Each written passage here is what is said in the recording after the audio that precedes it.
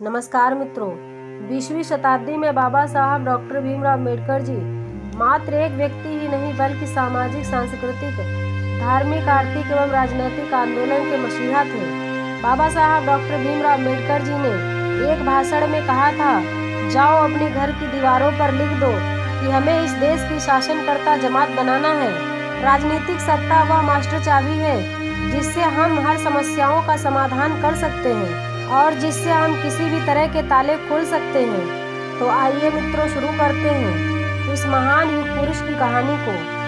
Poona pact के पश्चात महात्मा गांधी का अनशन समाप्त हुआ था। उसी समय नवंबर 1932 में होने वाली तीसरी गोलमेज परिषद में शामिल होने के लिए बाबा साहब डॉक्टर भीमराव अम्बेडकर जी एक जहाज में जा रहे थे। उसी जहाज में कई देश विदेश के लोग बैठे थे और महात्मा गांधी जी के अनशन के बारे में चर्चा कर रहे थे।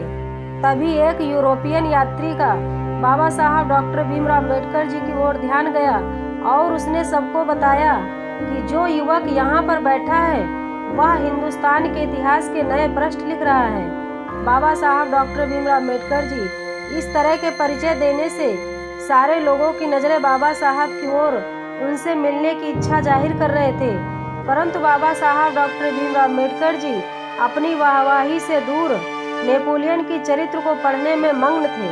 सन 1930 में जब बाबा साहब डॉक्टर भीमराव अम्बेडकर जी लंदन में गोलमेज परिषद को संबोधित कर रहे थे, तब उनके ओजस्वी वक्तव्य को सुनकर सभी आश्चर्यचकित हो गए थे।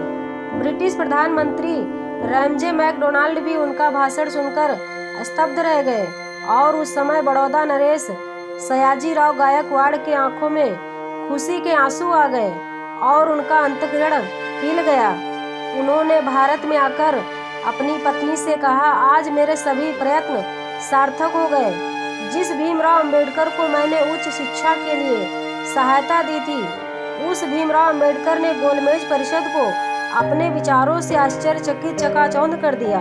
उस समय बाबा साहब डॉक्टर भीमराव अम्बेडकर जी ने कहा था, जाओ अपनी घर की दीवारों पर लिख दो कि हमें इस देश की शासनकर्ता जमात बनाना है। राजनीतिक सत्ता वह मास्टर चाबी है जिससे हम हर समस्याओं का समाधान कर सकते हैं और हम किसी तरह के ताले भी खोल सकते हैं। जब भीमराव अम्बेडकर जी कॉलेज में पढ़ते थे तब उन्हें एक थैली में लड्डू मिले थे जो भीमराव अम्बेडकर जी पढ़ाई समाप्त होने के बाद एकांत में जाकर चुपचाप लड्डू खा रहे थे। अचानक से उनके दोस्त उनके पास आ गए। दोस्तों को देखकर भीमराव अम्बेडकर जी ने वह लड्डू की थैली को पीछे छिपा ली तो दोस्तों ने वह उनसे छीन ली और लड्डू खा लिए और बाद में पूछने लगे कि भीमराव, तुम लड्डू की थैली को क्यों छुपा रहे थे। तब बाबा साहब डॉक्टर भीमराव अम्बेडकर जी ने कहा था, दोस्तों, मैं अछूत जाति का हूँ। मेरे घर में रूखी सूखी रोटियों को इकट्ठा करके उसमें तेल, गुड़, चना, मूंगफली डालकर लड्डू बनाकर मुझे दिए गए थे। मैं तुम लोगों को लड्डू की थैली इसलिए नहीं बता रहा था क्योंकि तुम मेरी गरीबी का राज जान जाते। बाबा साहब डॉक्टर भीमराव अम्बेडकर जी अपने 3 वर्षीय बेटे गंगाधर से बहुत प्यार करते थे, लेकिन जब वह बीमार पड़ा तो पैसे के अभाव में उसका इलाज नहीं करा सके और गंगाधर की मृत्यु हो गई। मृत्यु के बाद उसके अंतिम संस्कार के लिए कफन खरीदने के लिए लोगों ने पैसे मांगा तो बाबा साहब डॉक्टर भीमराव अम्बेडकर जी के पास बेटे के कफन के लिए भी पैसे नहीं थे। तब उनकी पत्नी रमाबाई ने अपनी साड़ी का आंचल फाड़कर लाश पर ढक दिया था। 27 मई सन 1935 को रमाबाई अम्बेडकर का भी दुखद निधन हो गया था। रमाबाई के देहांत के बाद बाबा साहब डॉक्टर भीमराव अम्बेडकर जी विरह में टूट गए थे। उन्होंने पीले वस्त्र धारण कर लिए थे, बहुत उदास अकेले रहते थे, किसी से बात नहीं करते थे। तब दलितों के आग्रह पर बाबा साहब डॉक्टर भीमराव अम्बेडकर जी ने पीले वस्त्र उतार दिए, फिर से दलित आंदोलन शुरू किए और लोगों के आग्रह पर रमाबाई के देहांत के 13 वर्षों के बाद 15 अप्रैल 1948 को डॉक्टर कविता कबीर नामक ब्राह्मण महिला से दूसरा विवाह किया था। विवाह के बाद उनका नाम सविता अम्बेडकर हुआ।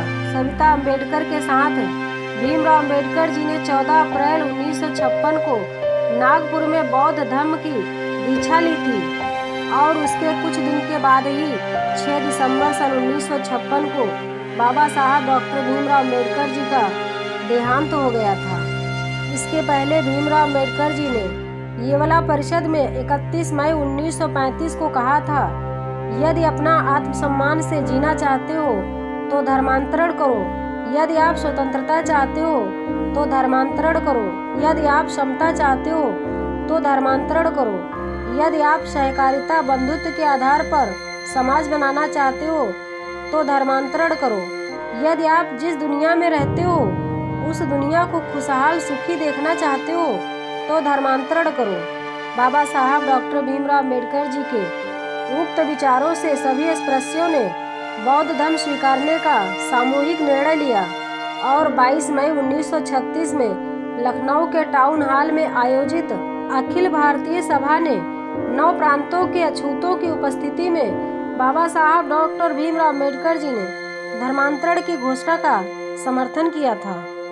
दलितों के मसीहा कहे जाने वाले बाबा साहब डॉक्टर भीमराव अम्बेडकर जी अकेले 500 ग्रेजुएटों के बराबरी के थे। ग्रेस यूनिवर्सिटी लंदन ने 28 जून 1922 में बाबा साहब डॉक्टर भीमराव अम्बेडकर जी को बार एट लॉ अर्थात बैरिस्टर की उपाधि से सम्मानित किया था। कोलंबिया यूनिवर्सिटी ने 8 जून 1927 को बाबा साहब डॉक्टर भीमराव अम्बेडकर को डॉक्टर ऑफ फिलोसॉफी पीएचडी की उपाधि से सम्मानित किया था। प्रसिद्ध चित्रकार सीबी खेरमांडे ने सन 1927 में डॉक्टर अम्बेडकर को बाबा साहब नाम से संबोधित किया था। तब से डॉक्टर बाबा साहब भीमराव अम्बेडकर जी कहा जाता है। हैदराबाद उस्मानिया यूनिवर्सिटी ने 12 जनवरी 1963 को बाबा साहब डॉक्टर भीमराव अम्बेडकर को डॉक्टर ऑफ लिटरेचर की उपाधि से सम्मानित किया था। 14 अक्टूबर 1956 में बाबा साहब भीमराव अम्बेडकर जी ने नागपुर में बौद्ध धर्म की दीक्षा ली थी और लाखों स्पृश्यों को बौद्ध धर्म की दीक्षा दी थी। इस कारण से बाबा साहब डॉक्टर भीमराव अम्बेडकर जी को बोधिसत्व प्राप्त हुआ और उस दिन से ही बाबा साहब डॉक्टर भीमराव अम्बेडकर जी के नाम के सामने बोधिसत्व लिखते हैं। सन 1935 में लाहौर में होने वाले जात पात तोड़क मंडल ने अधिवेशन के लिए बाबा साहब डॉक्टर भीमराव अम्बेडकर जी को आमंत्रित किया था, लेकिन डॉक्टर भीमराव अम्बेडकर जी को तैयार किए गए भाषण को विद्रोही करार देते हुए अधिवेशन स्थगित कर दिया गया था। तब बाबा साहब डॉक्टर भीमराव अम्बेडकर जी ने 1937 में इसी भाषण को जाति का विनाश अपनी पुस्तक में प्रकाशित किया था। मित्रों, ये जानकारी आप लोगों को कैसी लगी कमेंट कीजिएगा। हमारे चैनल को लाइक और सब्सक्राइब कीजिएगा और कमेंट में जय भीम लिखिएगा। धन्यवाद।